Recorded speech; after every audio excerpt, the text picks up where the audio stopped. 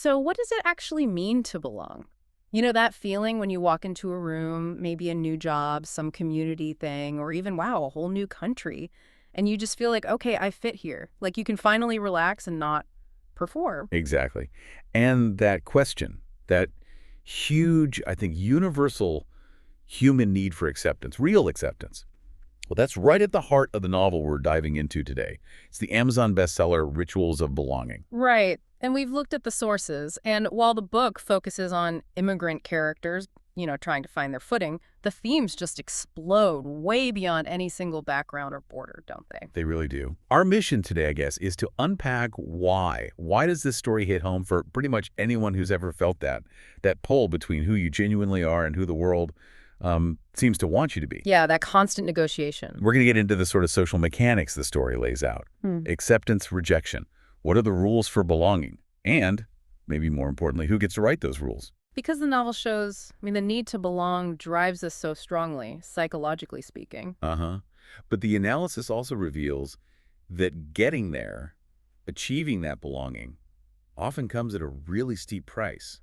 Sometimes it means, well, erasing parts of yourself. Okay, let's unpack that. This idea of acceptance, or maybe the lack of it, feeling unseen, feeling like you have to constantly change yourself just to fit. That's not just one group story, right? We've all been there in some way. Absolutely. The sources are clear on this. It's a fundamentally human story. We have all felt that quiet tension, that sort of internal calculation we do between the person we really are and the maybe more polished, safer version we present. Yeah, the version we think we need to show to get validated. Exactly. And it's fascinating how the novel shows this playing out in places we all know, like school, where certain ways of acting get rewarded. Oh, definitely. Or the workplace, with all its unspoken hierarchies. Okay, or just our communities, even our families sometimes, where there are these sort of preferred paths or expected ways to be. And what the source material really digs into are these unspoken rules. It's not just a vague feeling. No, it's more concrete than that. The novel points to them as these implicit signals. They tell you how to talk, how to act, maybe even what you're supposed to believe if you want to be accepted. And that's where the rituals part of the title comes in, I suppose. Rituals of belonging. That's it. If those are the unspoken rules, then the rituals are the things we do, the actions we take, almost performatively, to show we get the rules and we're playing along. Okay, so give me an example from the sources. What kind of rituals are we talking about? Well, the analysis points to things like maybe constantly downplaying your cultural background at work, or, forcing yourself to laugh at jokes that actually make you uncomfortable just to keep the peace or stay in the group's good graces. Wow, yeah. They're little sacrifices of authenticity, really, but done over and over again, almost like a routine, just to get past the social gatekeepers. It's like signing a contract nobody wrote down. You show up somewhere new, and immediately you're spending all this mental energy trying to decode the place, right? Trying to figure out what's okay, what's not, so you don't accidentally wave a flag saying, I don't belong here. And that decoding, that scramble, it's not just tiring, it's costly. The novel really captures this. It talks about the group that sets these terms for acceptance. It calls them the mass. The mass. I find that term really interesting because it's not like a formal committee or anything. No, not at all. The sources describe them simply as, the dominant, the powerful, or the accepted group. They're the ones holding the social keys, setting these invisible standards. Ah, the invisible standards. But here's the paradox, versus they hardly ever have to actually say the rules or enforce them directly. That's the core psychological bind the novel explores so well. These are invisible standards that others must follow just to be allowed in.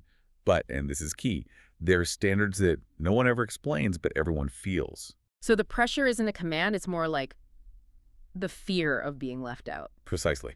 The anxiety of exclusion does the heavy lifting. It's like you're trying to pass a test, but nobody gave you the syllabus, and maybe the criteria keep shifting anyway. So the powerful group, the mass, doesn't need to police everyone.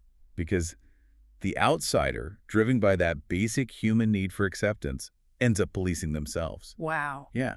The dominant group just sets a norm, consciously or not, and any deviation kind of automatically brings a social penalty. It might be subtle. Like getting overlooked for a project. Exactly. Or maybe having your background mentioned, but only in a way that feels kind of patronizing. Or just that general feeling that what you offer is only valuable if it fits neatly into the way things were already done. So conforming becomes like an identity tax you have to pay. That's a great way to put it. An identity tax. Hmm. You pay your dues to join the belonging club by kind of sanding down the parts of you, your personality, your background, your unique perspective that don't quite match the mold. And connecting this back to you, the listener, the implication is huge, isn't it? Yeah. You're constantly trying to figure out and meet these invisible standards. You often end up sacrificing the very things that make you you. As Yeah. the sources say, you lose the very thing that makes them who they are. Right. Okay, let's leave you, our listener, with a final thought to chew on based on everything we've talked about: invisible standards, true belonging. If belonging really means being valued for who you truly are, Think about this. What unique, maybe currently invisible part of yourself, a thought, a skill, a piece of your story that you've been kind of protecting or downplaying, what part is that? And then what kind of community out there might actually celebrate it if you dared to share it? something to think about. Thanks for diving deep with us today.